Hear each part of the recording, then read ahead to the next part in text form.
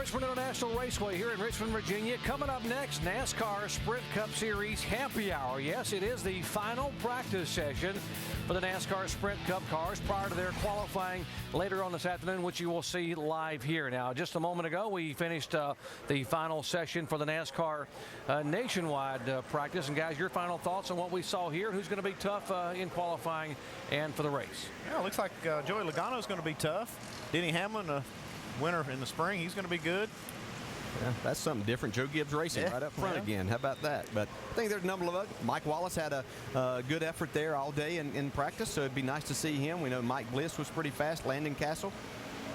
Yeah, the five car for Landon Castle maybe getting his first win. Remember, he got the pole in that car at New Hampshire. You see Castle third. You mentioned Mike Wallace. David Rudeman up there in the 8th spot. David Stremme, who I'm sure is walking around with a big smile on his face this week, knowing he's going cup racing. And then Mark Green in the 10th spot. That's great to see him up there again. David Ragan, this could be a very big weekend for David Ragan, trying to be able to move up in the NASCAR Nationwide Series points and also get himself in the chase in the NASCAR Sprint Cup Series, and this the final race before the chase begins. NASCAR Sprint Cup cars backing out of the garage area and getting set to practice. Full weekend of activity coming your way here from Richmond. NASCAR Sprint Cup Happy Hour coming up right now. NASCAR Nationwide Series qualifying today, 4 o'clock Eastern Time. We'll update all the motorsports action on NASCAR Now at 5:30 Eastern Time. NASCAR Sprint Cup qualifying, we will set the front row. All 43 starters, 6 o'clock Eastern Time. And then flag-to-flag coverage. We're going to race the Hurricane tonight here. It's going to be Friday Night Lights NASCAR style at Richmond, 7:30 Eastern Time. And, of course, Saturday at 7 o'clock on ABC, NASCAR Sprint Cup Series Chevy Rock and Roll 400 right here at Richmond. Our topic of the week, we asked the drivers to tell us why people like racing at Richmond here so much.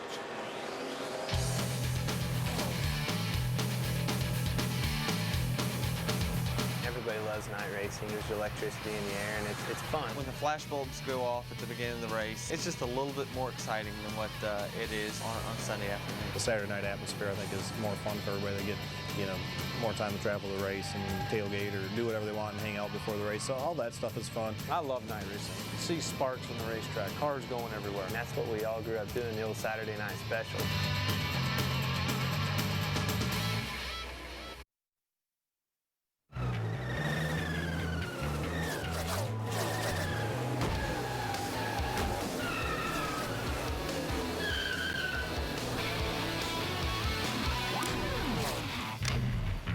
We welcome you to our ESPN coverage of NASCAR Sprint Cup Series final practice.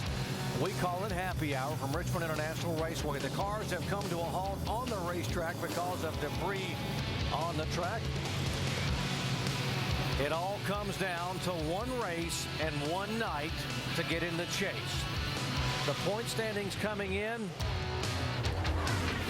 There are the guys that have made moves in the last few weeks, and you see Greg Biffle, Kevin Harvick will clinch a spot in the chase by merely starting at Richmond, but look all the way down to 12th position, just 17 points separating Clint Bowyer and David Ragan, and a lot of pressure there. Shannon. Yeah, Doc, one of the factors that will, of course, add suspense and maybe a little uncertainty for some of the teams here this weekend is the fact that it is an impound race. Now, what that means is that teams cannot work on their cars, make major adjustments, or practice between qualifying and the race. So the big question is, how do the drivers that are on the bubble approach this weekend? Well, according to the crew chiefs I spoke with, no differently than they would any other impound weekend. Their main focus is race trim. Of course, they want to qualify well here at Richmond, but if that car is not good in the race, then their dreams of a postseason could end here at Richmond. Brewer? Thanks, Shannon. What we've got right here, folks, the scale box. The reason you hear the people go back to the scales all the time, because this particular wedge bolt right here, that's 12 rounds per inch. But if you miss this thing, the measurement right here, like a couple of rounds, it might change and illustrate maybe 0.5% in cross wedge. That's the reason we check the measurements of the frame height, but we also go back and check the wheel weight to make sure we've got the cross back just like we need it. Right? And Tim, there's another variable, one I'm sure you're very familiar with. That's pressure. Just 17 points separate the Bubble Boys. Of course, that being Clint Bowyer and David Ragan. And shouldering the burden here during the practice are their crew chiefs, Gil Martin and Jimmy Fennig. Now, every time they come to a practice, they second guess just about everything, as you knew, Tim. Whether it's the right spring, the right bar, the right shock. Well, imagine having a playoff spot way in the balance. Well, there's another factor they need to consider, and of course, that's weather. I spoke with Gil Martin this morning. He said the big unknown now is if we have to set the car up for a night race as it's scheduled, or if weather comes in and we have to race this thing on Sunday, then it's a day race. So really, they've got to make a very good educated guess, guys. You really do. So much at stake here for this weekend here for all the stars and drivers of the NASCAR Sprint Cup Series.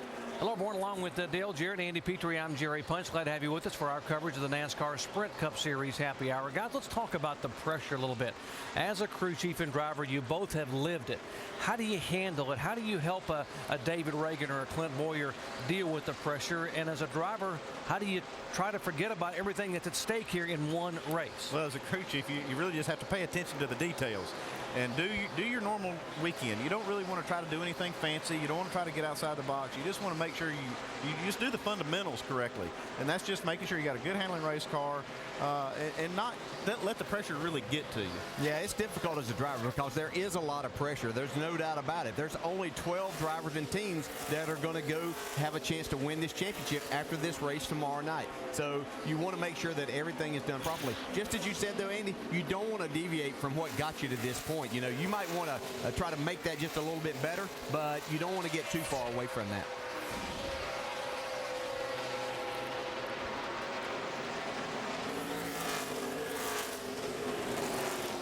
Early laps of NASCAR Sprint Cup Series practice, final practice, and there are drivers who surprisingly have not won this year that are involved in chase contention. Tony, can you believe Tony Stewart, Matt Kenseth, Jeff Gordon has won a race every year since 1994, and the furthest he had gone into a season was Bristol, the August race, before he got a win. Folks, he's past that now, and the question is, the way they've been running and the troubles they've been having, will he win a race in 2008? Just look how many championships are represented right there with those three guys. I mean, and haven't won a race. That's just unheard of. Yeah, that's 7 championships that you have right there, that those with Tony Stewart, Matt Kenseth, and Jeff Gordon. And just I don't think any of us thought that. We see Juan Pablo Montoya taking his car back to the garage area. He's currently atop the chart right now. Yeah, early leader in the clubhouse is Montoya. Now, we showed you the car stopped a moment ago on the racetrack for debris caution. And Shannon, one of the cars actually hit some of that debris. Yeah, right after that caution came out, Greg Biffle came over the radio and told his guys, hey, listen, I think I may have hit that debris on the racetrack. He, in fact, did, because if you look at the front of that splitter, there is a little bit of damage there. You can see it. At first, Greg Biffle thought it may have been a spring rubber, but NASCAR said they think it was the top of a shock. So as you can see, just a little bit of damage to that 16 car.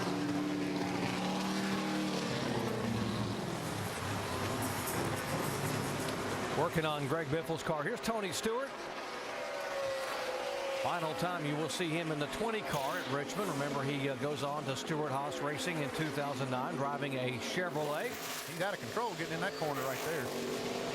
Yeah, you know, last weekend was so odd, and I know that we're on to Richmond, but we just really didn't talk about Tony Stewart. They sat there in that 13th to 18th spot all night, and very uncharacteristic of this race team. And I know that I'm sure they went back and said, hey, we've got to put a better performance on than that when we get to Richmond. And this is the track that they can do well at. I mean, you see right there, man, look at that. He's out of control. I saw getting into that corner, really had the wheels turn to the right on the entry. That's not going to get any better as you get further around, is it? I say bring it on back in here. Let's work on that a little bit while we still have a car. His teammate, Denny Hamlin, in the 11 car. Now, they did everything but win this race in May. You know, unfortunate circumstances there towards the end, but he was really, really fast. Yeah, we talked to him after the race last weekend, and said, we got to feel good about going to Richmond. He said, well, I really don't. He said, you never know what can happen. He led so many laps and ended up finishing like 24th, and, you know, that doesn't make him feel that comfortable being in that 11th spot in point. that shows everybody just how this weekend can play out. You can't count anything until that last lap has been completed. See Denny getting a little bit loose in that corner. You mentioned the month of May and how special the night was, at least most of the night. Let's take a look back as Denny Hamlin dominated the evening until the final laps. Denny Hamlin, who's led all but one caution flag lap tonight. Nobody's in the same league with this cat. Denny Hamlin has a flat tire, Mike. He just said they're going to get me. I've got a flat tire. What a shame. A slow leak in the right front tire robs Denny Hamlin of victory. Bad news gets worse for stopping on track to draw the caution. NASCAR is going to park him for 2 laps.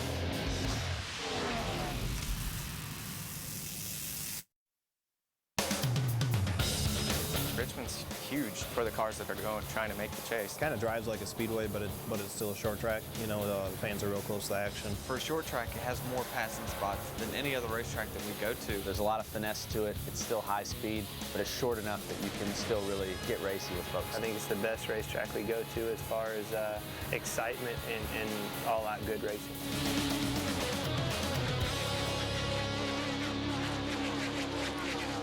NASCAR Sprint Cup Series final practice session ongoing, and Kevin Harvick in the 29 car.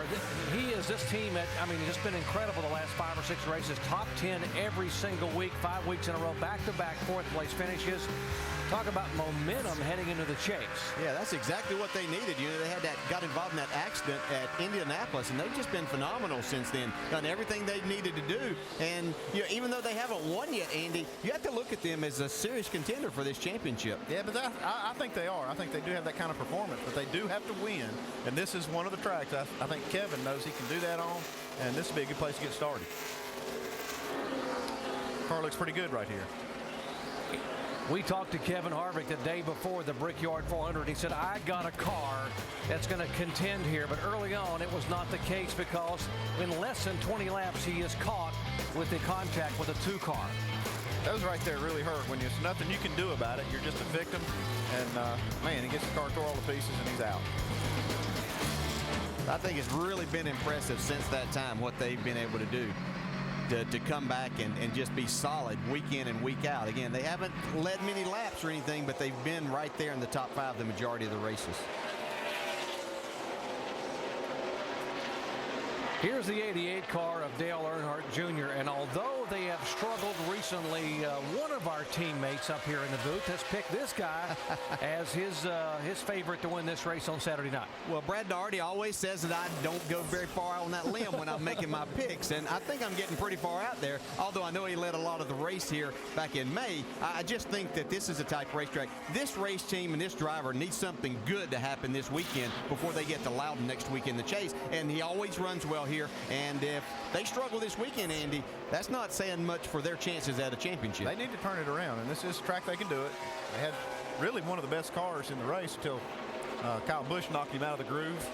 Kind of moved on around him there, but this is a track that he can be really, really good at. Ryan Newman in the 12 car, behind him the 84 car going by. That's A.J. Allmendinger. Let's update Newman. Basically, we know he's going to Stewart Haas. Announced this week that David Stremme would take over driving the 12 car in 2009 for Roger Penske. So kudos to David Stremme getting his groove back, as David would put it, by driving full-time in the NASCAR Nationwide Series and now getting to go back to Cup in 2009. It's just a mystery to me that this organization has struggled quite as much as they have. I know it's easy to get behind and you just can't get your finger on it, but to have talented race drivers like Ryan Newman and Kurt Busch over there, and I know that they have Sam Hornish, but you know this is a rookie year for him. But for these 2 drivers to struggle, I know they won the Daytona 500, and that's saying a lot, but that's kind of a wild card race. They've really struggled since then, Andy. They have, and I'm like you. I just can't quite figure out why that is. I know that this new car's thrown a lot of people some curves, and maybe this is just one of those teams that have just not really caught on to all the quirks of this new car. When you talk about catching on, this guy here in the 99 of Carl Edwards has caught fire the last third of the season leading into the chase. He has been very, very tough. Back-to-back wins. And, of course, that comeback victory at Bristol a couple weeks ago when he had to run down Kyle Busch, who had led only, 415 laps? was pretty impressive. Yeah, I think this has been an interesting team this year. They started out on fire, and then they kind of had a lull. Of course, all we talked about at that midpoint there was Kyle Busch and how his team was doing everything. But now Carl and his team have served notice that they're definitely one of the top contenders, if not the top contender for the championship. Well, he's second right now in the point standings, but the points are pretty much meaningless. He is locked into the chase, which begins next week in New Hampshire. We asked him about the pressure of that he's feeling right now in the season. I'm very fortunate that I don't have that pressure to make the chase right now. You know, we're locked in, and that's a huge weight off my shoulders because, you know, that pressure to get in, I mean, it eats at you. You know, it's all you can think about.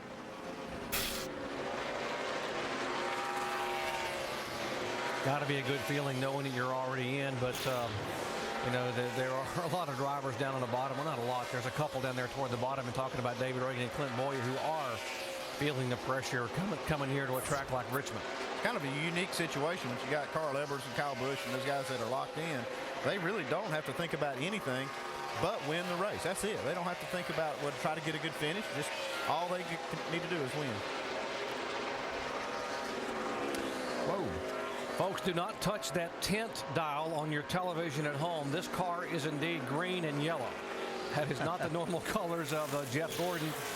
They have changed the color scheme due to the new sponsor change there on the hood, along with DuPont normally on the car.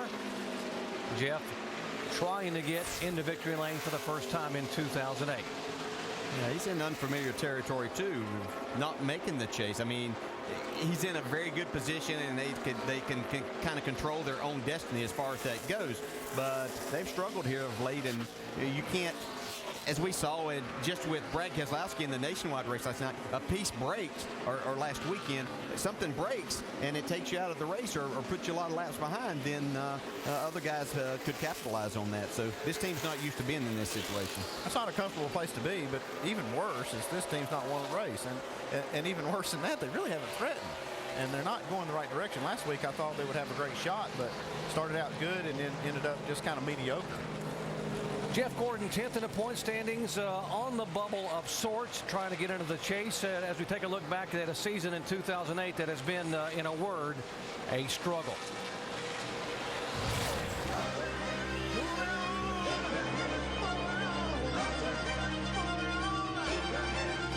Jeff Gordon has just been knocked out of his second race of 2008. It's kind of been the way our season's gone. We can't get the car right. I don't have to tell you guys, have a sorry pit stop. Let's get it together. I can't remember the last time we struggled this bad.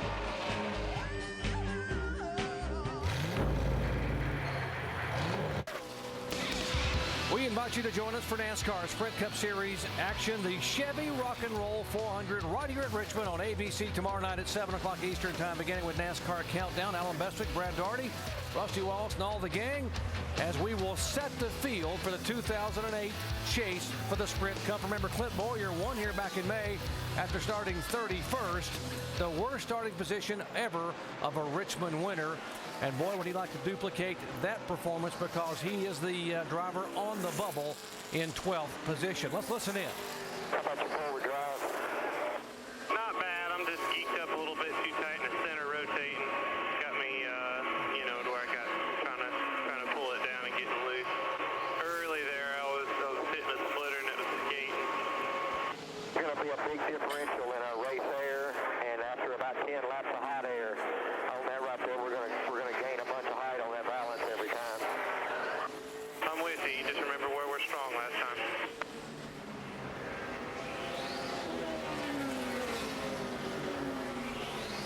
Hey, what they're talking about right there is actually changing the height of the splitter. What you do, you've got 8-inch increments up to 1-inch increments, and what we can actually do there is change the height of these. But what that does, it comes down and actually rides on the bump stops. But with these shims right here, that's exactly how you control the height of the front of the car. Thanks, Tim. It seems like that you're talking about, what, a quarter of an inch, maybe an eighth of an inch, half? Yeah, these things are just very small adjustments. You want to try to just put that thing right on the racetrack without touching it.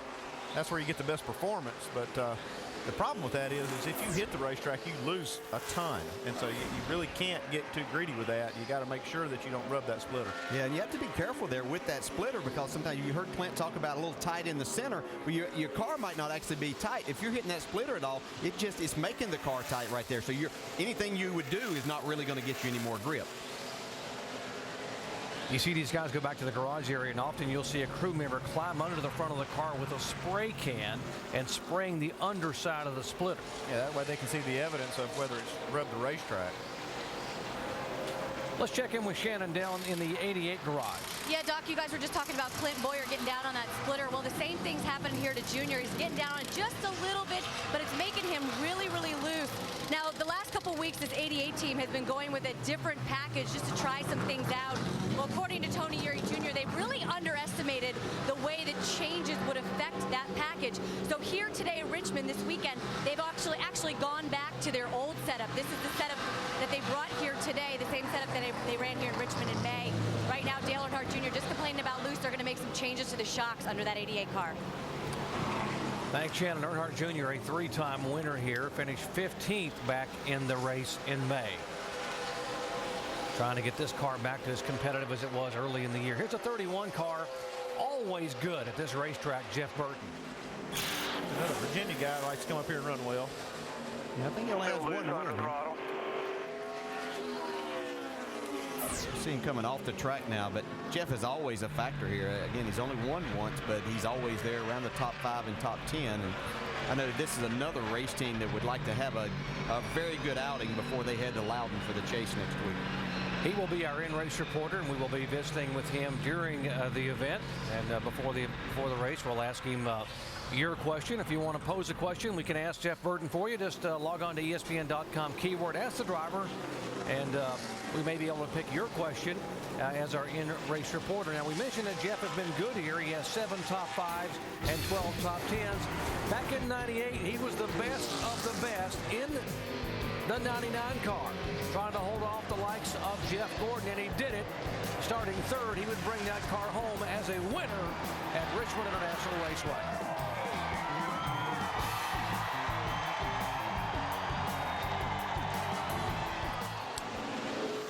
Here's Jeff's former teammate, the 8 car, Mark Martin, and we talked about how Dale Jarrett believes the 88 is going to be awfully good. You were talking about you think the 8 may be the spoiler. Yeah, I think he might just spoil the show for all these chase guys Saturday night. He runs so well here, and he had a good race in the spring and May. And he ran good at Phoenix. He ran so good there. This is a track similar to that, or at least you'd run the similar setup. I'd be surprised if Mark Martin didn't one of the boys Saturday night. Yeah, I'd have a hard time disagreeing with you with that. He's just a great choice. He loves to race here. I think that this kind of is what Mark Martin's about. He's always obviously a short track racer, but getting his car to turn where he can accelerate hard out of the corner, and that's exactly what you do here. So be interesting to see if he does steal the show from these guys. He's second right now, so he's starting out good. Patrick Carpentier, you know, in the 10 car, it was announced last week that Reed Sorenson, by the way, would be coming over to Gillette Evernham Motorsports, which means that Patrick Carpentier, who still hasn't been signed for 2009 and still trying to decide what's going to happen, he was hoping that this team, Gillette Evernham, would have a 4th car. And I think Gillette Evernham was thinking they had bought a 4th car. They are in some litigation with Robby Gordon regarding what they assumed was a deal to buy his team. Robby says that was not the case, and they're going to have the attorneys sort of figure that one out. So Patrick Carpentier still up in the air with his plans as we take a look at some of the news and notes here with NASCAR Sprint Cup Series. There's the litigation. Gillette Evernham and Robby Gordon trying to decide who said what and what's written down on paper. Tony Stewart selects a crew chief, Darian Grubb, in 2009. And Kevin Manion's back from that suspension that he had. I know that the guys on the 1 team are glad to have him back. Michael McDowell back in the 00 that Mike Skinner had driven the last few weeks. Skinner back now in his full-time ride in the NASCAR Craftsman Truck Series. They are at Gateway this weekend.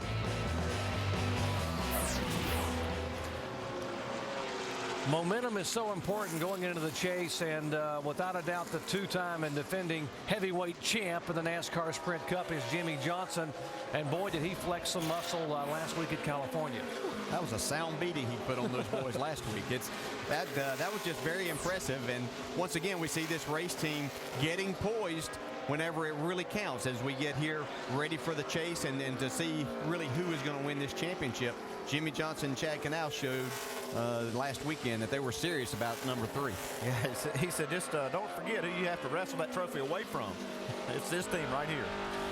If you walk in the garage area and talk to the other veteran drivers, they will say that you worry about this guy getting momentum. Well, folks, here it is. 3rd, 7th. Okay, yeah, they had the trouble at Bristol with the tire early on, but then the domination at California, they are getting better and better as the chase approaches. A week ago, in his native state of California, Jimmie Johnson opened up a can on the competition. From the pole in a race that had never been won from the pole in 16 previous events, he would lead 228 of 250 laps, and as good as Greg Biffle was, he wasn't good enough to keep Jimmie Johnson from winning in California.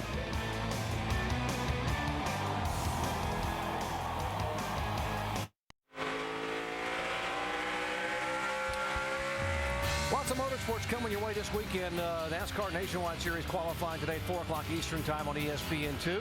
NASCAR now at 5:30 Eastern. NASCAR Sprint Cup Series qualifying tonight at 6 o'clock. Then we will have flag-to-flag coverage of the NASCAR Nationwide Series at 7:30 Eastern time. We'll kick off coverage tomorrow at 10 a.m. with NASCAR Now, and then on ABC at 7 o'clock Eastern time, beginning with NASCAR Countdown, our coverage of the NASCAR Sprint Cup Series Chevy Rock and Roll 400. 55 car, Michael Waltrip slowing down, 21st overall. Michael loves racing here. This has always been one of his favorite racetracks, and I know it would mean a lot to him to have a car capable of going up there and racing with these guys.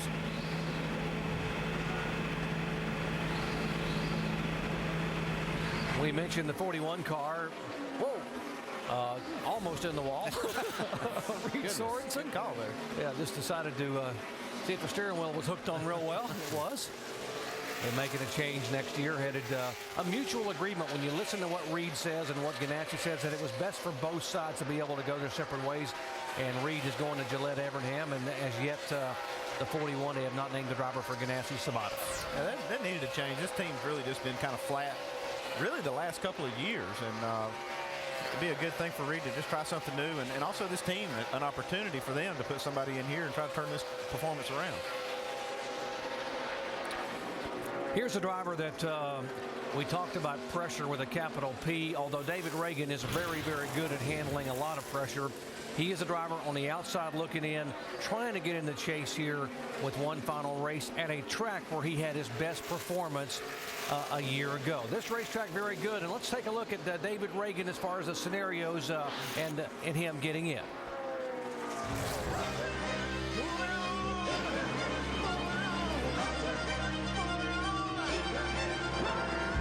David Ragan hard into the wall in that AAA car. Ragan, who takes a hard hit. Well, it's not going to be easy, but it'll be exciting, so stay tuned. He continues to blossom as a young race car driver. He's going to be a superstar.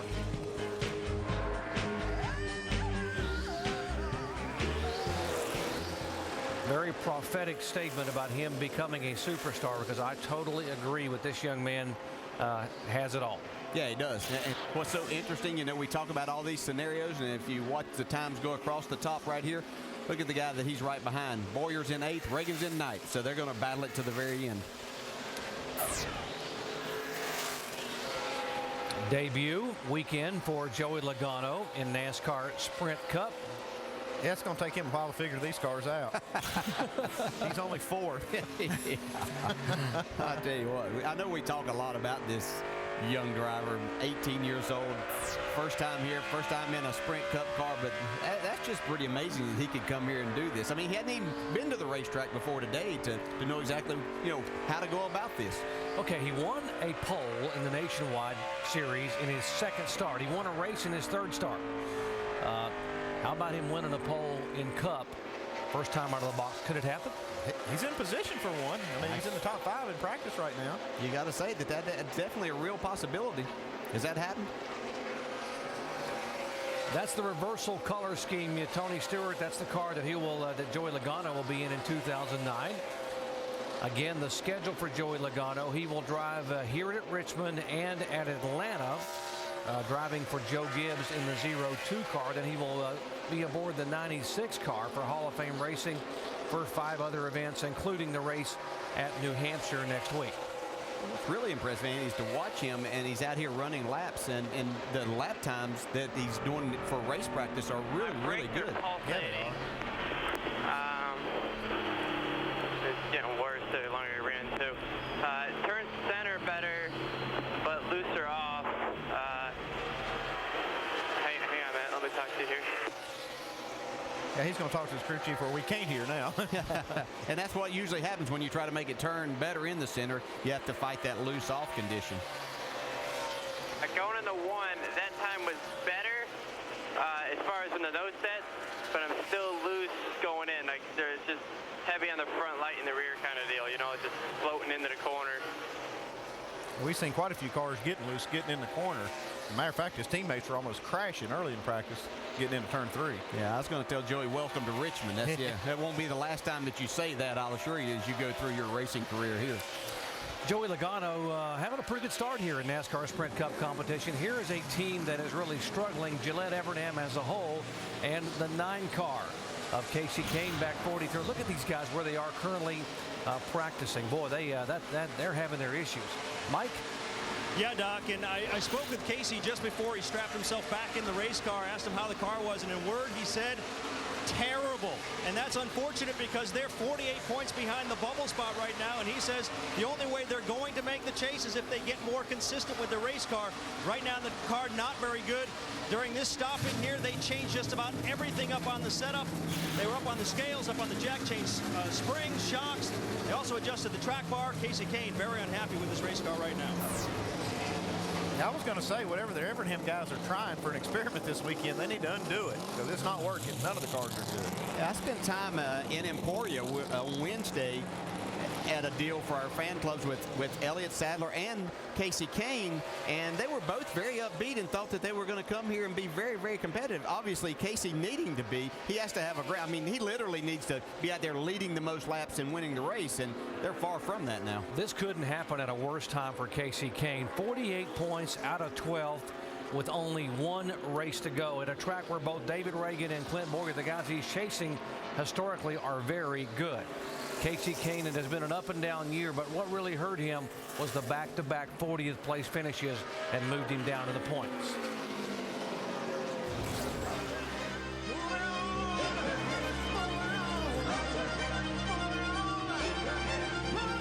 And Kasey Kahne wins the Coke 600. Kasey, great job. Kasey Kahne, this is going to be a big blow for him in points. Kasey Kahne wins at Pocono. Great way to dig us out of that hole. Right sides are down.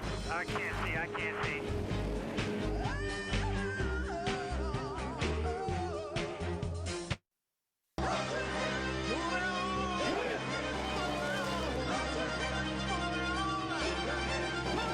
Clint Bowyer's going to take it to the bank. He wins in Richmond. We knew it all day, didn't we? Boy, how things change in a hurry. Here's Clint Bowyer in second place now. Come on, low. Low, turn left.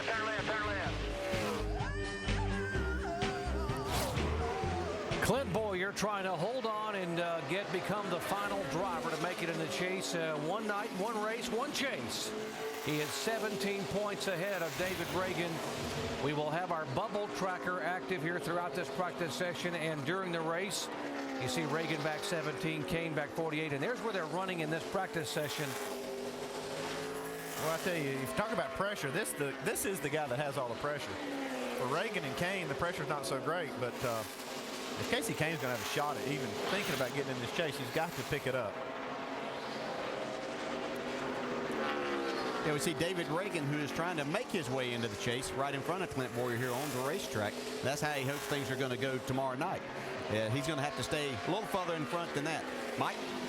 And you know, DJ, you got to be impressed with this kid's poise. I just spoke with him about 3 minutes ago, sitting inside the race car, very content, not rattled at all. You wouldn't think that a playoff spot was on the line. I asked him about his car, and he says it's pretty good. He's real happy with it, just a little bit snug. All they've made were minor chassis adjustments so far. David Ragan, we talked about how important momentum is, and the veteran crew chief, he has really made the charge here in the last 3 events. You see, he has gained 72 points, whereas, as I noted, the back-to-back 40th place finishes. You saw that big crunch that Kasey Kahne was involved in. That was not of his own doing at Bristol. Back 155 points. Yeah, those races were just pretty much devastating to Kasey and his race team. To make their way into the chase. They've gotten themselves in pretty good position. But as you said, David Ragan and Jimmie Johnson have just hit it off. You know, I think it's a perfect thing for a young driver to come into this, Andy, and have someone with that kind of experience to kind of navigate him through everything that he's gonna encounter as he tries to learn how to drive these cars. Jimmie Johnson's seen and done it all in the sport with some of the best, greatest race car drivers out there. Mark Martin comes to mind, and that's got to be a huge advantage for somebody like David Ragan, and gives him a ton of confidence. This could be a big couple of weeks for David Ragan if he were to get in the chase on Saturday night. And there is speculation, a lot of rumors flying around that UPS may be coming on board to be involved in a sponsorship in 2009. No confirmation as of yet, but that seems to be the hot rumor in the garage area. Roush Fenway guys watching the monitors. See where that highlight is on that screen. That's their car. They highlight those so they can pick it up quick on that screen. You always want to see your car on the left side and up above. You don't want to look on the right side of that screen trying to find your car. Yeah, that was never any fun as a driver. You know, they do that a lot for the drivers too. So you can come in, you can actually see that screen, and yeah, I always looked at the top and to the left first, and if I didn't see that, it wasn't a very good feeling. You pretty much knew that before you got there.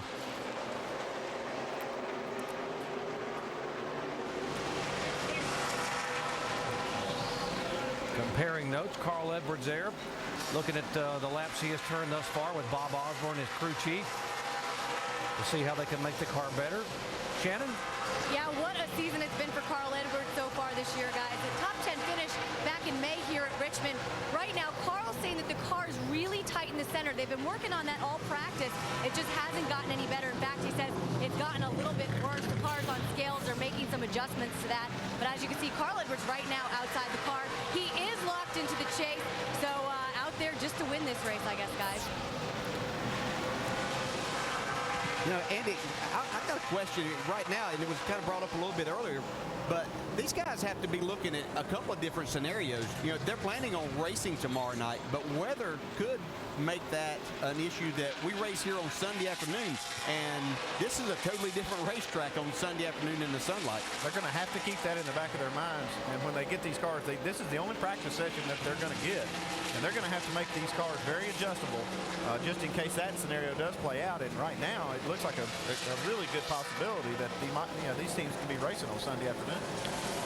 So it could be over 48 hours from the last time they've been on the racetrack till they would be racing, and that would be a roll of the dice. Here's the 84 car, A.J. Allmendinger. We told you last week that A.J. had told us he had no word on his status for 2009, and they were still trying to figure out what they were going to do. They've got the good news is they got a lot of young talent in the Red Bull stable with the driver Scott Speed that's also running in the ARCA series. Yeah, I'm not telling them how to run the race team, but I'm not sure what they're looking for, why they wouldn't go and sign this young man up. I mean, he doesn't have a lot of experience in this, but he's done a terrific job, I think, Andy, in learning these race cars and these racetracks. Yeah, and he's finally hooked up now with a crew chief that he's gelling with. And I think you really have to give that a chance. That combination, it seems to be really working right now. And if they had a whole season together, what they might be able to do, could be great. Yeah, for out of the box, they were 10th at Indianapolis, and they were 14th at California, and they have done very, very well. Here's a driver that could not buy good luck the last 3 or 4 weeks, and 3 consecutive weeks in a row, talking about Dave Blaney here. He looked to be going toward at least a top 10 finish, if not better, and was taken out by misfortunately being in someone else's wreck. This is a team that needs some good things to happen too. You know, they don't have sponsorship. That's moving over to Richard Childress's next year, and a good race driver, good race team, and they just need some good things to happen to them. Let's show you what we're talking about for Dave Blaney's run of bad luck. He began on a road course at Watkins Glen. Final laps of the race, there he is, caught in a ricochet chain reaction crash. It takes the entire front of his Toyota off. At Michigan, down the backstretch. Hey, just an innocent victim right here, and gets almost upside down. That's knocked him out of the race too, and gosh, he's lucky not to get hurt here. And then on the high banks at Bristol, Tennessee. Yeah, he was having a great run here, and car in front of him gets sideways coming off of 2 and knocks Dave down into the inside wall. It's very unfortunate. And when we talked to him, when he climbed out of the car, he looked up and said, you know, why me? Why me? Why can I not dodge these things and having those kind of bad lucks and those finishes? I don't know about you guys, but I look at the top of this sheet and see Juan Pablo Montoya. That's a little bit of a surprise to me. I think it's a little bit more than just a little bit of a surprise. We see him working on Dave Blaney's car there, but Montoya on the top. Yeah, we really hadn't seen a lot from this race team. They had a good race last week in California, but I think it's time that they get some things going in the right direction. They need that, and be interesting to see if he continues this throughout the day. You know, we were told that when he went out and turned that fast lap, which was like lap 3 on the racetrack, a lap 4, that was not a qualifying type setup. They did not have the car taped off, and but right now he is atop the speed charts. However, back in the spring here, back in May, Juan Pablo Montoya took that Dodge and qualified at 6th. So he has a history here of having a fast race car. Can he back it up and maybe get his first career pole in his 63rd career start? Mark Martin, no surprise. Guess what? Kyle Busch is quick. Logano, the debut, 4th overall.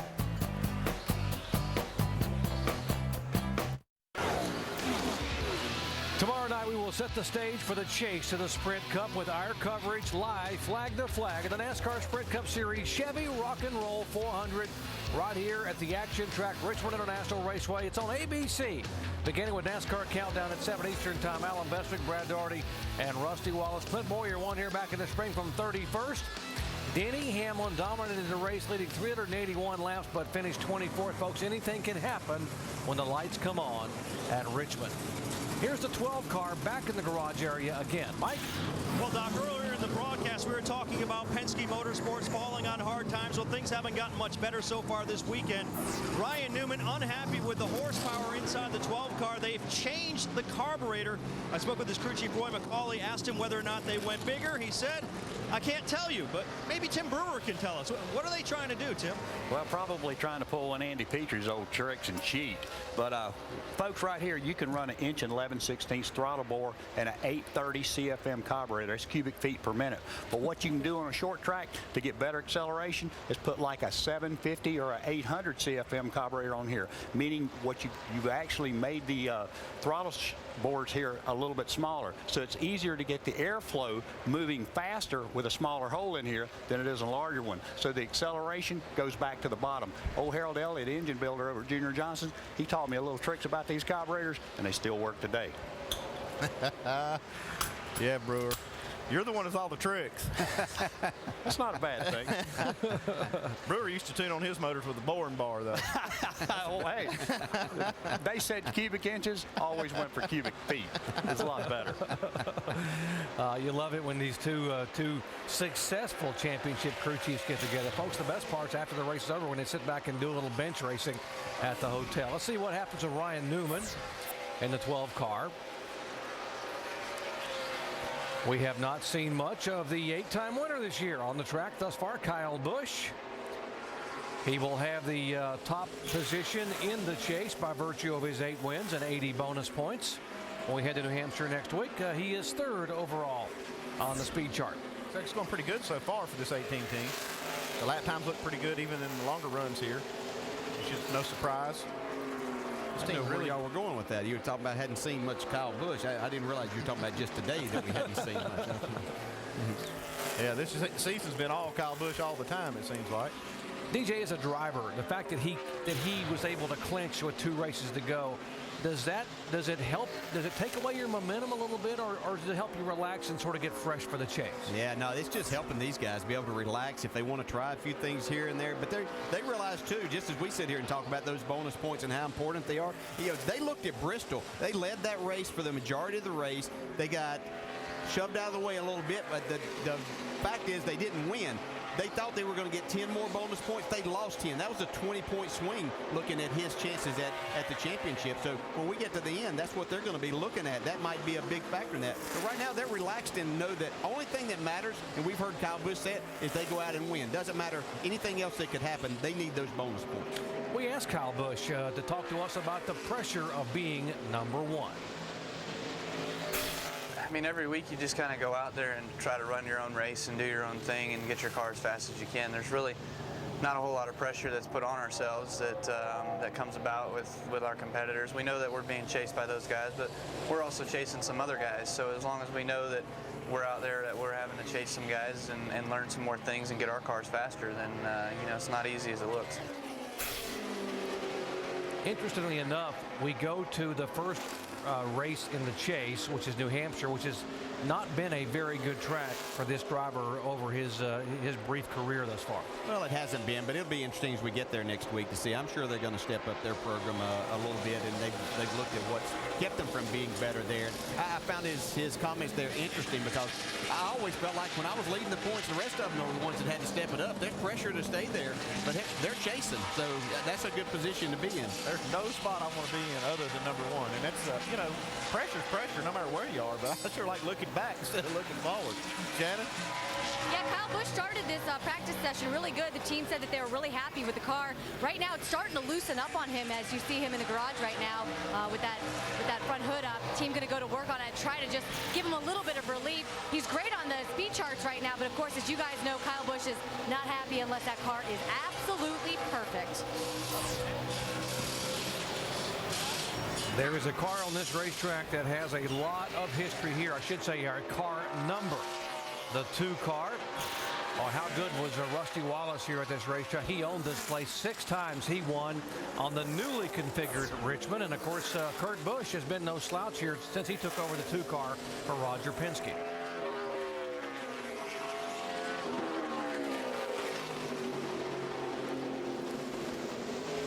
He is currently 14th on the speed charts. And DJ, you talked about the fact that somewhat of a surprise and enigma that this team hasn't been better this year. Yeah, they got a win in New Hampshire, but it was by virtue of fuel mileage and rain moving in. But they have not been a factor.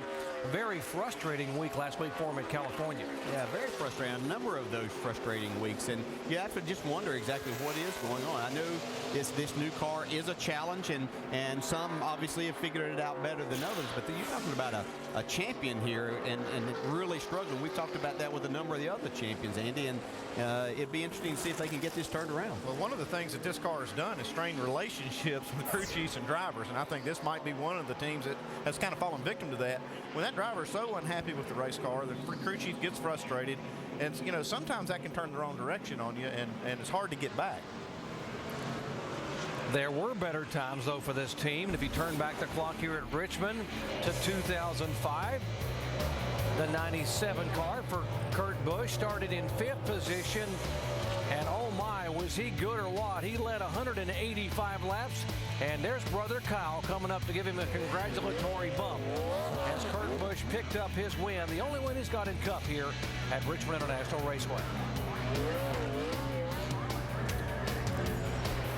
Here's the 1 car, Martin Truex Jr. Remember, his only career win came at Dover a year ago in the spring. But this team has gotten better and better, and they are 5th overall in speed in this final practice session. Got the crew chief Bono Mannion back. Everything's looking up for this team. Top 5 so far. They've started to see some improvement from that team the last couple of weekends, and I know that they would like to, these last 11 races of the season, have things go a lot better where they can start looking forward to 2009 together. He has had a huge hit here at this racetrack, and I guess over the years, no matter whether you're in a Cup car or a Nationwide car, you don't forget these. This was the car, Nationwide Series car. He's driving the 8 car, and look at that up on the concrete. Man, what a spark show that was. I remember that race. He actually drove the car back to the pit area after this, believe it or not. He's rolling the right side tires up on the fence. Yeah, Joey Chitwood called him a week later to see if he needed to come work for them. Maybe.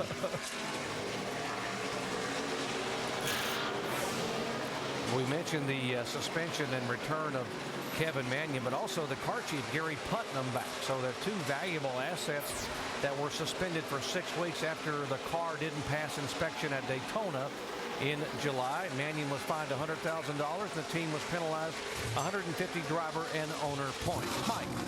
And believe me, Kevin Manion, very excited about being back. I spoke with the interim crew chief, Mike Ricci, last week, and he said, you know, Kevin's been like a nervous mother with his kids away playing in school. And, well, Kevin made some playful comments on the radio at the beginning of this practice. Martin complaining the car was a little bit loose. And Kevin said, hey, bud, cut me some slack. I've been away for 6 weeks.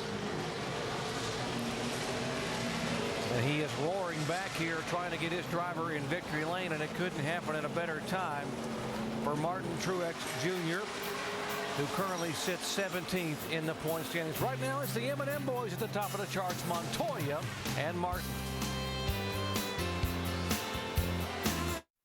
He's got him. I believe he's got him this time. Oh, he turned him. No. Oh, he turned him. No.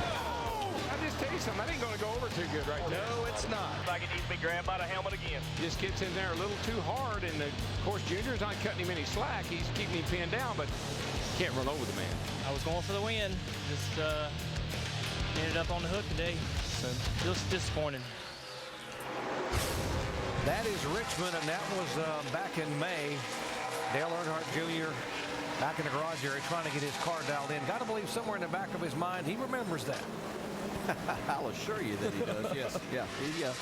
Yeah, he will remember that for probably a while to come till it's time to do something different. See Kyle Busch pulling back into the garage area. Just the aggressive racing we've come to know here at Richmond.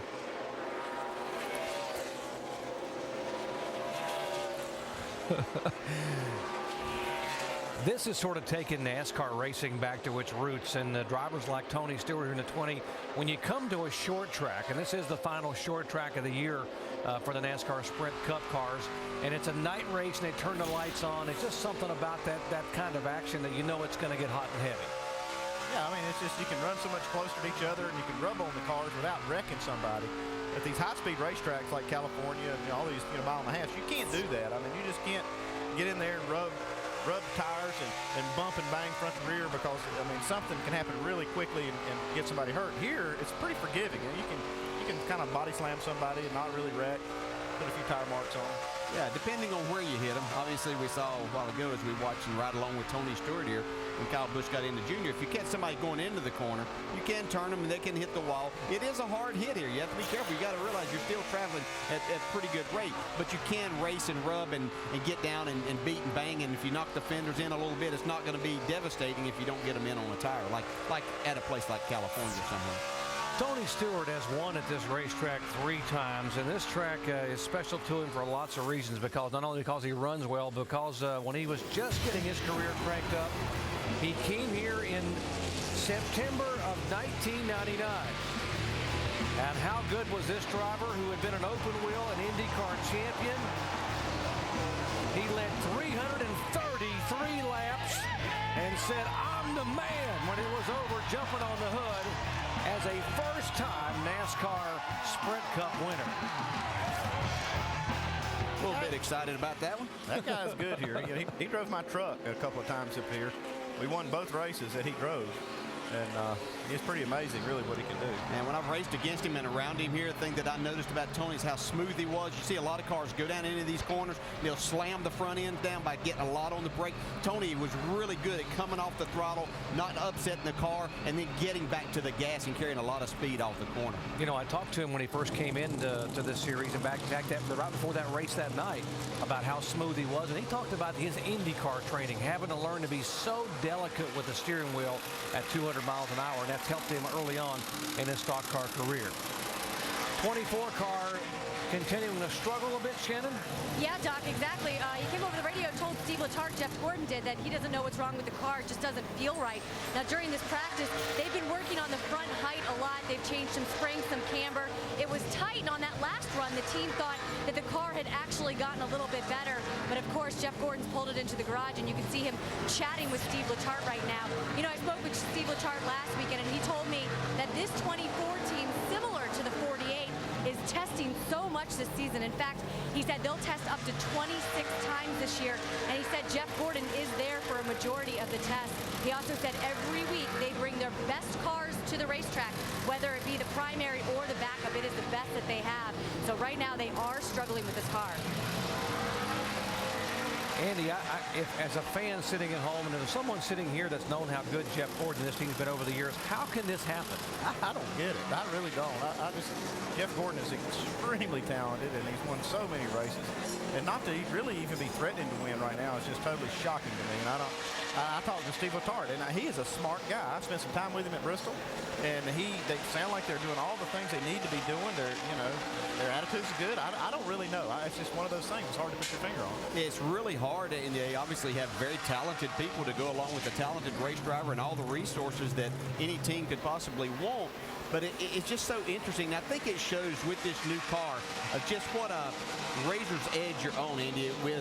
If you're pretty good, then you're on the right side of that. If you get off just a little bit, this race car seems to really magnify that. Well, I think one of the reasons for that is because all of the cars are so much closer together on lap time. So if you are off just a little bit, it takes you not just 2 or 3 spots behind, it'll take you 30 spots behind. And I think that's just, the product of having a race car with all of them being so similar. Well, to flip a 24 over, you got a 42, and you got a whole different world, a whole different scenario, because this guy's at the top of the speed charts. By the way, Jeff Gordon being shown 34th overall of the 46 cars that have been out. Montoya set this hot lap early on, and Brian Patty has really rejuvenated his team. A great crew chief, and really the Ganassi team seems to be turning it around a little bit, at least this weekend. You got Montoya up top, and the 41 team, the target team with Sorenson back there in 12th. Yeah. A lot better run for those guys and doing things. We talk about Jeff Gordon being back there. He's only 3.5 tenths his fast time off, so that just shows exactly how close this is. Shannon? Yeah, you guys talking about Juan Pablo Montoya. Certainly just a great practice session for this 42 car. Let's listen in to see what he's saying about the car to his crew chief. Cruising a little bit. Still slight some mud getting in. A little bit tight in the center. Just a little bit, and still loose off. Not enough forward bite or any entry grip. Yeah, they have made some changes to that 42 car, some spring changes, some front spring changes, right rear, spring changes. So definitely working on that car, but right now, what a solid run for that 42, and Brian Patty, who is the crew chief. Well, he's working in that car right now. I don't know what change they made, but it got him really loose. How do you help that forward body? He's pretty good getting in, okay, neutral in the middle, but you saw how loose he was coming off. How do you fix that? You usually go to that left rear spring and try to maybe go there to get a little more bite, put a little stiffer spring in the left rear. You hardly ever want to really soften the right rear spring because that just does so much for the attitude of the car and making the downforce. But, bigger sway bars. Yeah, got a lot of sun here now, so I'm sure the racetrack is heating up and losing a lot of grip right now, too.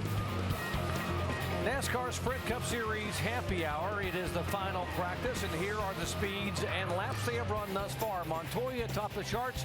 Mark Martin has run the most laps. Very comfortable now, second overall on the speed charts.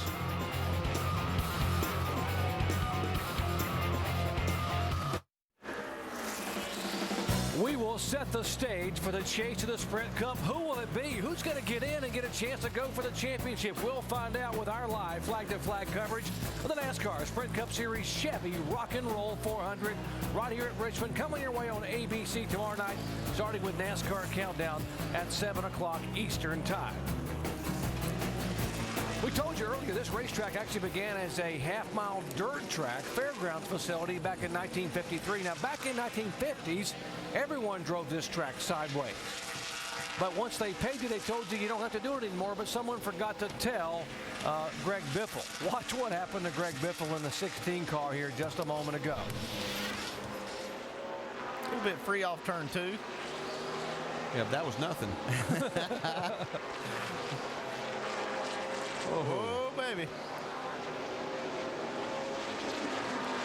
Oh, yeah. Just a little kiss there. Yeah, trying to find the cushion up there, huh? Look at this. He says, yeah, she's a little loose in the 3, boys. Yeah.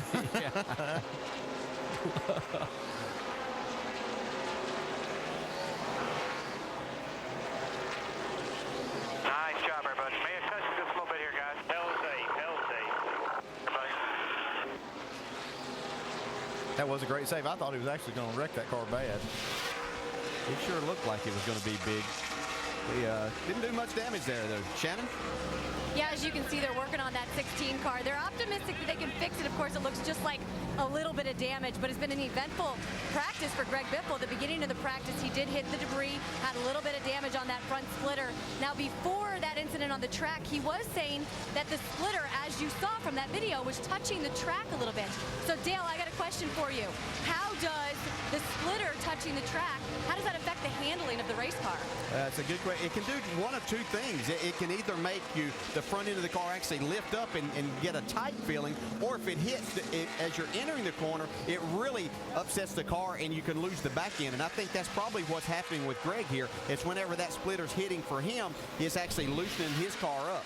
We can see right here, Andy, that they've got they don't have much room, but yeah, it's bouncing off the racetrack, and that splitter is so wide and a lot of area there. When it hits, I mean, it really bangs down, and when all the weight of the car is going onto that splitter, it's actually not going on the tires where you want to push those tires down to get the grip. So it just turns them loose, and you know, it kind of upsets the car here for Greg, and man, he does a great job of saving it. Yeah, that was really early that was hitting that soon before he actually got to the corner. Brewer, what do you got for us? Hey, I've got the splitter right here, guys, but what this thing is, it's basically a shelf, because from right here, all this area right here, that's where you want the downforce on the car to actually push the nose of the car to the racetrack. That's where, if the closer we can get this thing to the racetrack, more downforce we're going to have, more the car's going to turn through the center of the corner. He has got every part you need for a race car down there in the tech center. A nice little playground down there. He does. I keep waiting for him to roll one out of there one time and say, all right, boys, we're taking this to the track. Yeah, NASCAR officials will be all over that one, I promise you. Yeah, Rusty and I'd be fighting to see who's going to get in that. You got Tim Brewer and Andy Petrie working on that thing. We couldn't have but help but to have something that's probably pushing it to the limit, wouldn't we? Yeah. Here's the good news for Greg Biffle, though, by the way, folks, for you Biffle fans, and we will note the fact that all he has to do is start the race tomorrow night to lock himself in the chase. So even with a bit of a damaged car and all the minimal damage, he should be fine. Here's his teammate in the 17 car, Matt Kenseth, who is ninth in the points right now, coming into this final race to the chase. Like you, Dale, the sun's getting on the racetrack and making it a lot slicker. You see a lot of loose race cars right now. Yeah, and Matt Kenseth's back in 30th spot on the speed charts right now, which is not uncharacteristic of this race team. We saw Greg Biffle a while ago. What is uncharacteristic? He's back in 42nd, so they are struggling, but looks like they've got some work to do here. And yeah, you wonder, and I was questioning a while ago, some of these guys were really working on setups, anticipating that they were really going to be racing on Sunday afternoon. But I was questioning about Jeff Gordon, but they didn't seem like they were too happy with their car, whether it's going to be racing day or night. Only two drivers have made all four chases. You were looking at one of them, and Matt Kenseth. The other one is the two-time and defending Cup champion, Jimmie Johnson. That's where they sit in the points. Jimmie Johnson already locked in, and Matt Kenseth ranked currently 9th in the points, and he's hoping to get locked in. He should with a good top 25 run here on Saturday night. Turn back the clock to 2002 for Matt Kenseth. He started in 25th position. Yeah, you don't worry about where Matt Kenseth starts, but as you know, no matter what happens, he can get it done. And in spite of cutting a tire, guess what? He was the one that led 134 laps and won it at Richmond.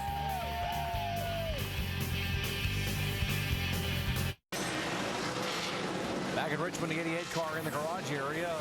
The minutes click down here in the NASCAR Sprint Cup Series happy hour. Earnhardt Jr. is 7th on the speed charts overall, but a couple of anxious moments here just a few minutes ago on the racetrack.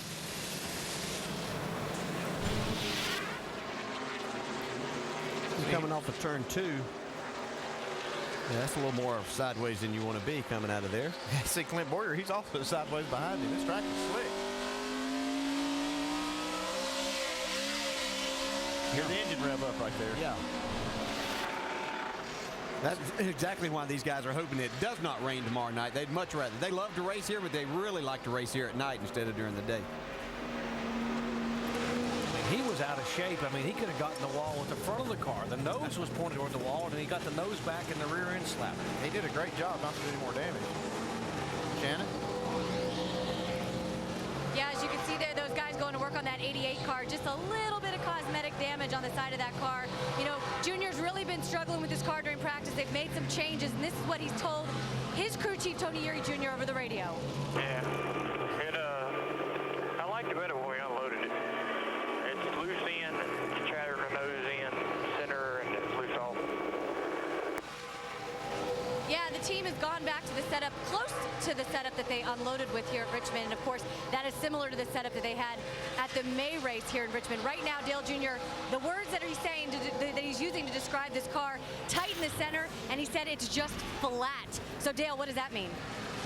Wow, that could mean a lot of things. I think that he's talking about maybe flat. Is it just he's not getting off the corner very well? And that could be one of two things. Either the attitude of the car, he's not getting the roll that he wants to feel with that, or he could be talking about the acceleration of the car up out of the corner, isn't he? Yeah, but when you have a car that's tight in the center, it seems like it really does aggravate that exit of the corner, especially if the rear tire you have a lot of wheel in it when you get in the throttle. And next thing you know, the back wheels are overtaking the front, and then you got your hands full like we saw with Junior just a while ago. Dale Earnhardt Jr. certainly has had some issues and some struggles this year. Earnhardt Jr. pitted on lap 50. How long do you wait? I think they've waited too long already. Caution's out. We are pitting here, right, Punisher? Much as I hate to, I think we got to. Boy, that is a sick feeling. When you got to come down to pit road, you got to line up behind all those guys that stayed out. Just a bad call. They made a mistake. Junior gets a little nudge in the concrete. You know, I hit the wall with the right. Yeah, Junior's in trouble here. He hit pretty hard. Yeah, he did. They're black flagging the 88 car, Dale Earnhardt Jr. He was passing before the start-finish line. That is the rule. You're going to see the leaders go by right here, right now, so he's going to be at the minimum of a lap down. That was a bad break for Junior. Dale Earnhardt Jr. has had only one top 10 finish since he won at Michigan back in the middle of June. That was coming in Daytona in July. And the finishes that lasted a few weeks, although he came very close to getting a top 10 at California a week ago. Remember how good this team started out the season. Went down to Daytona and won a lot of stuff down there. Won the shootout, won the 125 or 150 qualifying race. And then now it seems like they just can't get it together. His teammate, the 24 car, Jeff Gordon. He is a 5-time pole winner and 2-time race winner here, and he is still being shown down in 34th overall in terms of speed. Hard to be a better short track driver than Jeff Gordon is. In terms of active drivers, Jeff Gordon is at the top of the heap. He has won 15 times on short tracks. See Terry Labonte, who's semi-retired.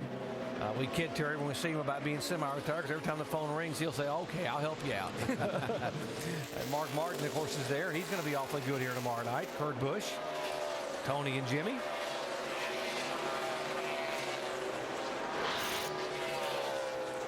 We mentioned Jeff has a couple of wins here and has been very good even when he hasn't won at Richmond International Raceway. Here's September 2000.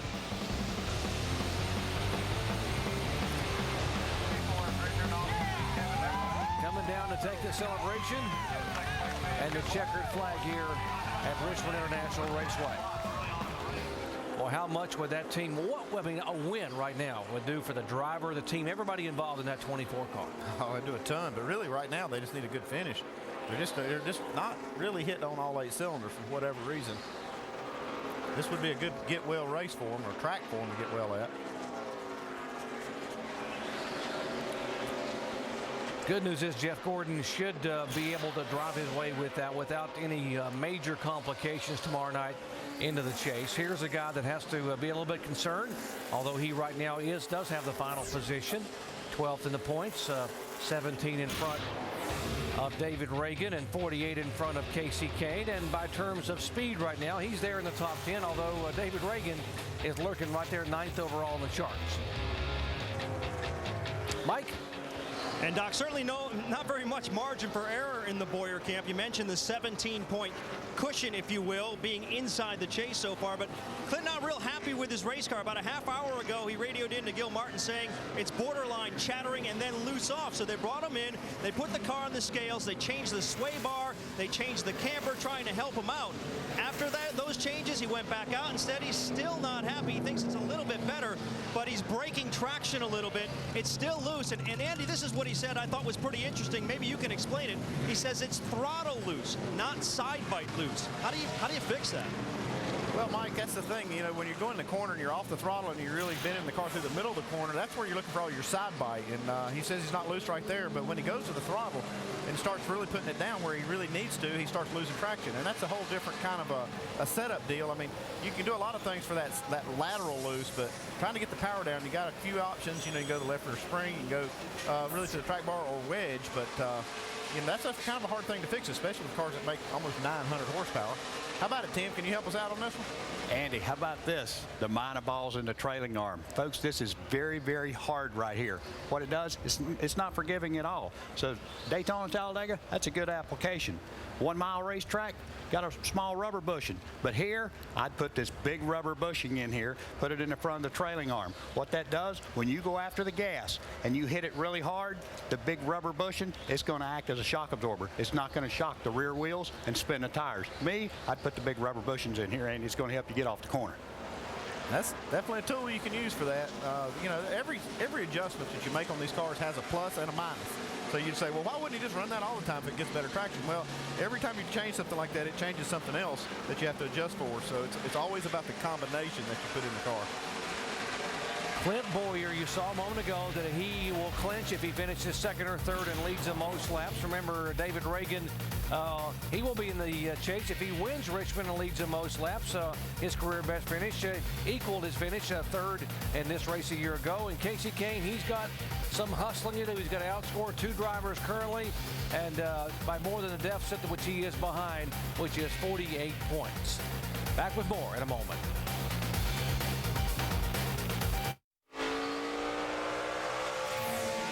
Welcome back to Richmond, Virginia, NASCAR Sprint Cup Series Happy Hour. Final 30 minutes of this final practice.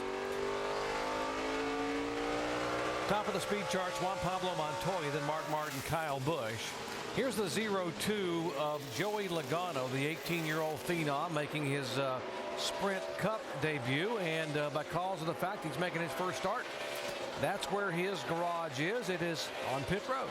He'll have a little shade next year. Yeah. He'll be under the shed. That's still not a bad place, really, to work on the car on pit road. Probably got a lot more room out there than you would back in the garage here, where you're so crowded with other teams around. Plus, they can't see what you're doing. You crew chiefs like to look around those cars beside you, don't you, Andy? Oh, yeah.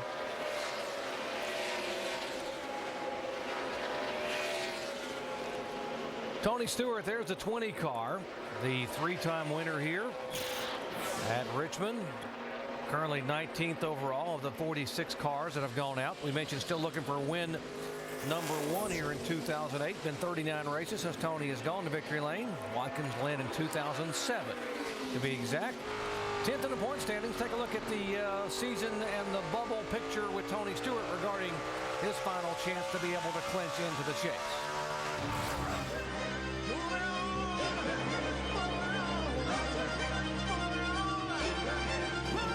Tony Stewart will not go to victory lane.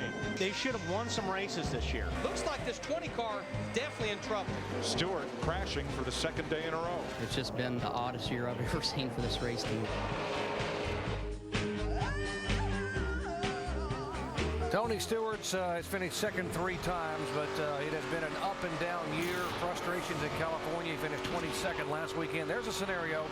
He finishes 36th place or better. Basically, no matter what anyone else does, he will be in the chase. It looks pretty simple for all of that to happen. That's why we run the races. You never know. But you have to even be amazed that this team is in that situation. They haven't won a race because they put themselves there a lot earlier in the season, but the last few weeks haven't exactly been like that. 17 car, Matt Kenseth. We showed you his win from way back in the pack. They're starting in 25th a few years ago with a cut tire, still able to roar back and pull off the victory. Matt Kenseth, 9th in the points as we take a look at his season that put him where he is in his chances of clinching a shot in the chase.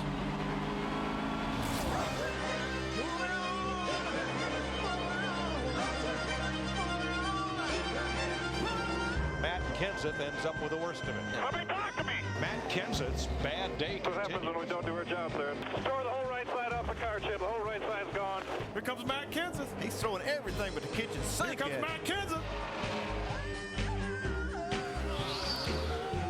Matt's best finishes have been third twice at Michigan and also at Daytona in July. There's the scenario, 26th place finish, and he is in, or 28th if he can manage to lead at least a single lap. He and Jimmie Johnson, the only two drivers to make all 4 chases thus far.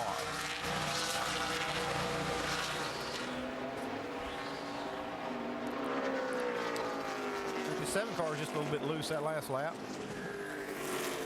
Robby Gordon in the news this week, not just for the fact that he's trying to get a win here on the circuit, but also the fact there's litigation swirling involving Gillette Evernham Motorsports that have sued Robby Gordon over what they allege is a deal to purchase this team. Remember, just before the season began, Robby switched to Dodge and got a lot of help from the Gillette Evernham folks and from Dodge to run where he'd been running Ford prior to that.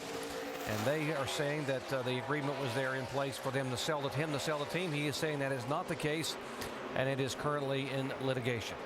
Yeah, I saw that. I didn't know all that was going on. It was actually kind of confusing for me to figure out exactly why they were suing. I guess they are still suing to try to buy the race team from Robby. Robby Gordon is the driver in terms of bubble position and owner points. The top 35 owners are guaranteed a starting spot. You see the Roger Penske car, 77 for Sam Hornish, 18 points out of 35th. Pretty valuable spot if you can stay in the top 35 to guarantee yourself not only a qualifying spot in the field each week, but also in terms of 2009 in the offseason, you know you're going to be in that Daytona 500. Practice continuing for the NASCAR Sprint Cup cars. Final minutes winding down of happy hour. Still chasing Juan Pablo Montoya. He's at the top of the charts.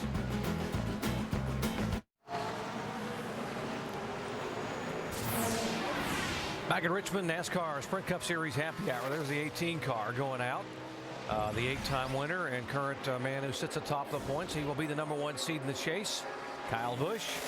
And now with the final 20 minutes or so of happy hour upon us, we will see maybe some mock runs, some scenarios for qualifying. Definitely see some mock runs here. These guys need to get good qualifying runs just for pit position picks and starting position here. Track position is so important. So it's they're putting a premium on these qualifying runs. I'm not sure that we're going to see the speeds, the fast times jump up that much because the track temperature has gone up quite a bit. We had an overcast when this practice started, but the sun has been out for quite a while here, and that makes a huge difference in trying to lay down a fast lap. Matter of fact, if anybody can improve their lap or their position on the chart, it means that they've got a really good car, because we've seen a few guys that have been able to pick up a little bit, but most of the fast times are the guys that went out early in the practice. Again, NASCAR Sprint Cup Series qualifying is scheduled for 6 o'clock this evening from 6 until 7:30, leading into our coverage of the NASCAR Nationwide Series, NASCAR Nationwide Countdown and Racing. But between now and 6 o'clock, they are anticipating we might even have a few sprinkles come in, which would also change the racetrack. Yeah, it changes all these things, too, about these guys, that whoever makes the race and who doesn't, lines them up by points if they don't get to qualify. We've seen that a few times this year. Jimmie Johnson, 15th overall. Shannon? Yeah, Doc, Jimmie Johnson, he's had success here. Of course, he swept both Richmond races last season. That's why I was so surprised to read this week that he said that actually when this team comes to this track, they have a very hard time figuring it out with that setup, Chad Knaus and Jimmie Johnson. Right now, the car is free off, but he says it is rolling the turns just a little bit better. They're just working on that car, trying to get it right.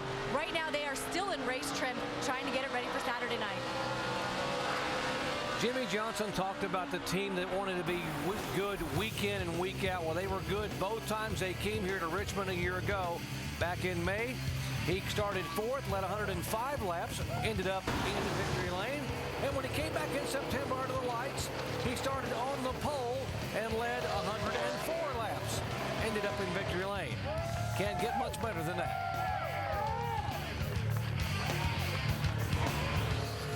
He knows how to get there. Yeah. Key thing was he ended up in victory lane both times. That's what your goal is. And it's interesting that you see and you hear drivers talk about struggling at certain places. And it's just trying to get that feel of the race car that Jimmie's looking for. Yeah, Jimmie finished 30th here back in May, so they were a little frustrated at the way they ran here in the first race this year. Here's the 70 car, Johnny Sauter. Talking about drivers that have our free agents for 2009. Johnny told me that he's still looking and trying to get the phone to ring. He's been on the outside looking in really for the last season. He's had a few starts in the series, and he's got a chance here this weekend in the 70 car, which he's been in before. His teammate Scott Riggs right in front of him. You can see Scott got a little bit loose. This is the type of racetrack that Johnny Sauter really excels at. He is an excellent short track racer. I mean, all of these guys are really good, but this is what he's known for, to be able to get a car to handle around a place like this. He's up in 19th spot right now. His fastest lap was actually a lap he ran when he was trying to pass the 67. Yeah. Here's the 11 car of Denny Hamlin, one of the Joe Gibbs racing cars, and Denny will, and by all rights, should be a part of the chase in 2008 following tomorrow night's race. Let's take a look at the flashback in his season thus far.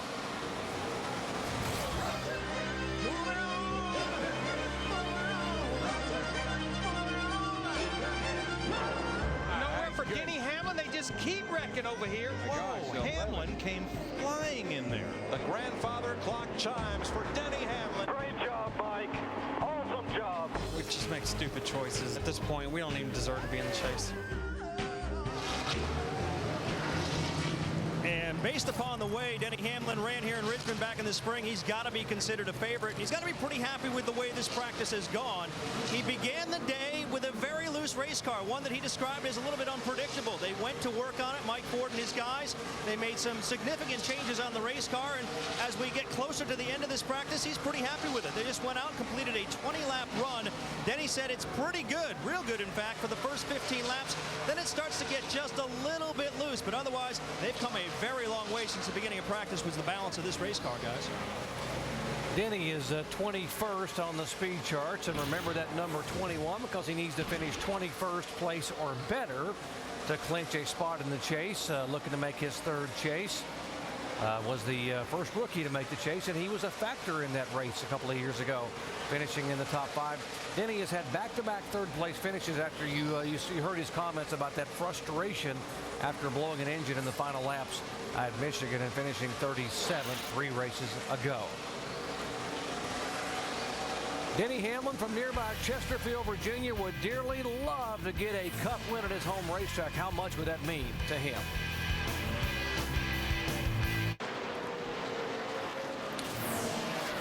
Final minutes of NASCAR Sprint Cup Series happy hour at Richmond, and some of these drivers trying to get their cars in qualifying trim. The next time they will be on the racetrack, these cars will be 6 o'clock this evening Eastern time for live coverage of qualifying. Some of the guys are calling it a day. Others going to go back in and run a few more laps. There's the David Ragan climbing in his car. David is 13th right now on the speed charts. We see some guys starting to make some mock qualifying runs. Regan Smith just put down a lap that put him up to 4th quickest. Kurt Busch has moved up to 8th. Greg Biffle, who had been back, about 42nd for a lot of the time, he's up to 11th. These guys right here are waiting on their turn to go out on the racetrack. They're trying to find a clear spot so they can make a couple of laps without having any traffic.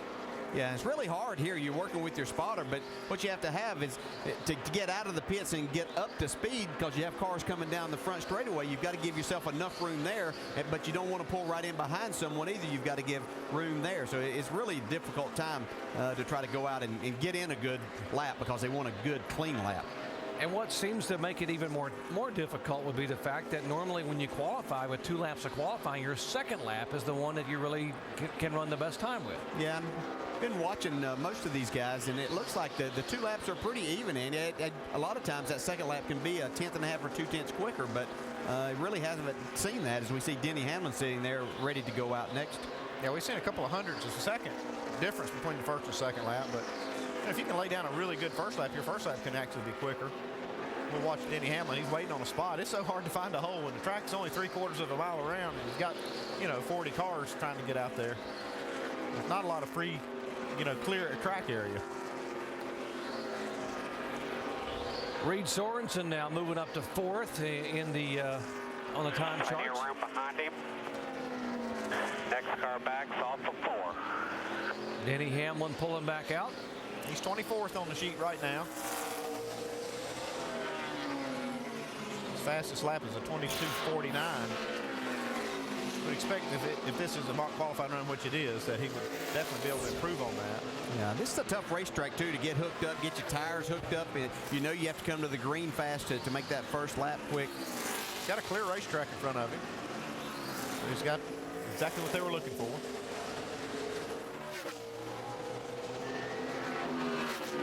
See Denny get into turn 3 pretty hard, keeps the car right on the bottom and accelerate hard up out of the corner. Yeah, this car looks pretty good. Yeah, I was going to say, it looks good. That's as good as anybody we've seen go through there.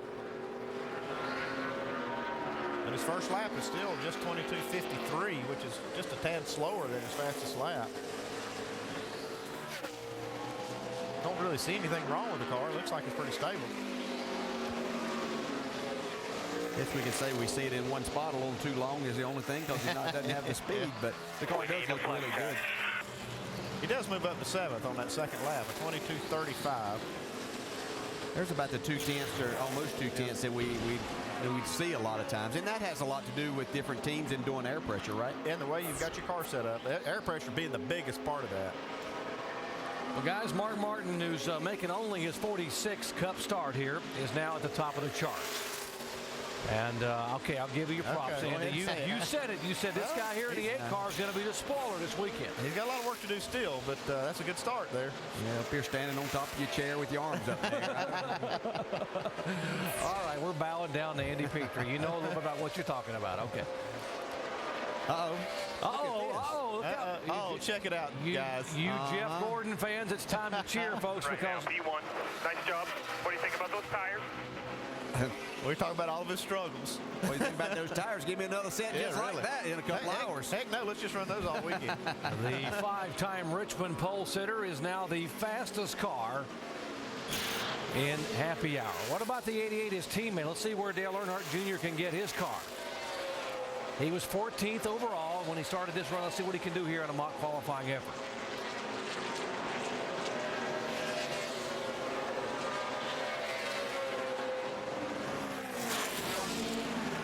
While he's making this run, David Ragan just jumped up to 2nd spot. Yeah. Well, that would put a little bit of pressure on the 07. Oh, man. Could start up in front of him, wouldn't it? Just to look up there on that monitor and see that 6 up there's got to really worry those 7 guys.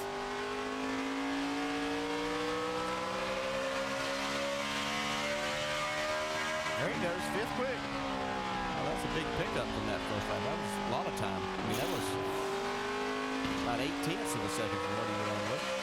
That's pretty big change.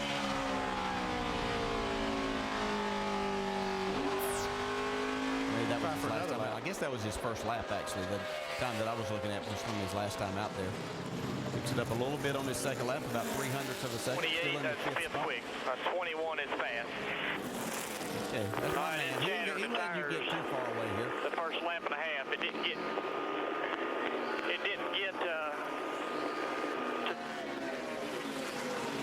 Well, it didn't get something. We're not sure exactly what it didn't get. It was like it didn't get the grip that he needed to start with, maybe. 12 car here, Ryan Newman. Let's see what the Rocket Man can do. Trying to get his Dodge higher up. He was 16th when he went out this time. Let's see if he can move it up in the top 10. As we watch Newman, Michael Walters made a great run. He's up in ninth spot right now, 22:35. Saw his number pop up there.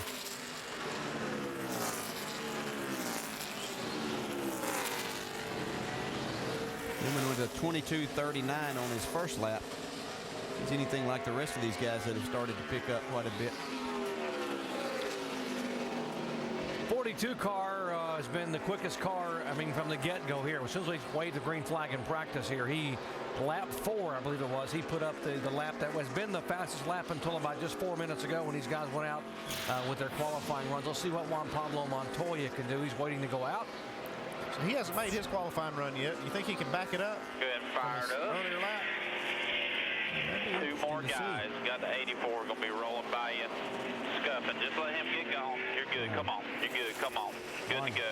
Cut him off. We're going to let him get mess up his deal. Wait a minute. I waited in line for this spot. I'm taking it. Second lap's going to be the money lap, dude. Second lap. That's Brian Patty, his crew chief, talking to Juan Pablo Montoya. Right now, the best lap, the quickest lap in this session is a 22.21. That was Jeff Gordon. David Ragan ran basically the same time. We're not carrying it out to the thousandth of a second here right now, but they both ran a 22.21 as we see Montoya on basically what is his first lap here. Greg Biffle's jumped up to the 4th spot with a 22.27. Man, this is tight. He ran a 23 on the first lap. Now, if his second lap is the money lap, like Brian Patty said, it might take him right to the top. 23, P3. P3 getting in this corner right here. Yeah, all the way through the center there. You can see the wheels turned right. He did a good job pedaling the car. Yeah. Well, look how smooth he was coming out of the corner. Yeah, it cost him some time. At 37 on the second lap. Yeah, slowed down almost a 1/10 and a half right there. So Jeff Gordon atop the speed charts. Gordon goes from 34th to 1st on this run. David Ragan, Juan Pablo Montoya, Mark Martin, and Greg Biffle with Earnhardt Jr. 6th.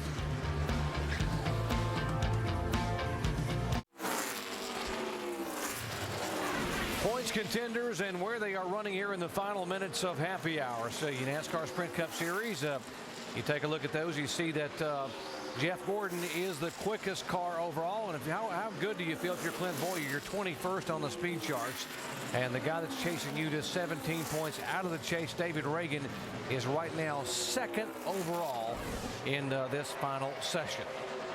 If nothing else, that 6 team has done a good job in this practice to just at least rattle these guys a little by putting their car up there in 2nd spot. Anytime that this 07 team looks at that board, they're going to have to look at that 6 car sitting there. Jeff Burton getting ready to go out. He's locked into the chase. We'll see what he can do in a mock qualifying run. Side, all yours.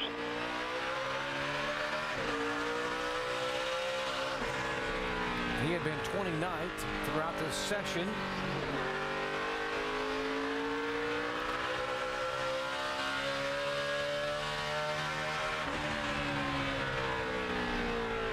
See him really gain on the 07 getting there. Clint Bowyer is still running race runs because he's out of the way now. So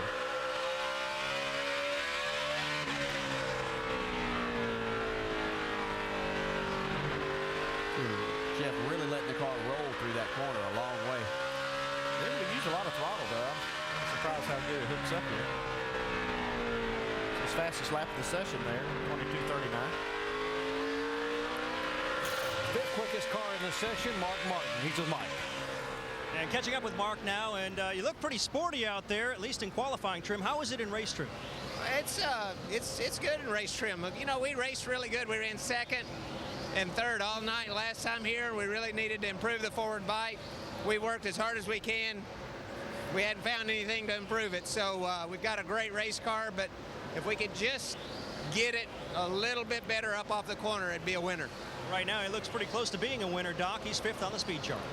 Yeah, absolutely. Don't count him out. 46th start in the NASCAR Sprint Cup car. Here is David Ragan, 2nd quickest, and trying to get this car to #1 in terms of practice speed. He's got just a little bit to go. We got a lot coming your way through the remainder of the day. We're going to be back here at 4 o'clock Eastern time with NASCAR Nationwide Series qualifying. NASCAR now at 5:30. NASCAR Sprint Cup qualifying at 6 o'clock Eastern time, all on ESPN2. The NASCAR Nationwide Series at Richmond, live flag-to-flag coverage coming up with NASCAR Countdown at 7:30 Eastern time tonight. NASCAR Now will begin our coverage tomorrow at 10 a.m. Eastern time. And then we will rock and roll for 400 laps at Richmond tomorrow night, 7 o'clock Eastern time. NASCAR Sprint Cup Series on ABC. It has all come down to one race and one chance to get in the chase. These drivers, the next time they will fire up these cars, they will be set to qualify at 6 o'clock Eastern time.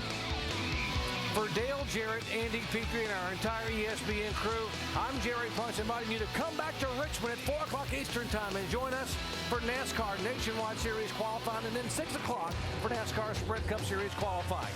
Coming up next, ESPN First Take presented by DirecTV. This has been a presentation of ESPN, the worldwide leader in sports.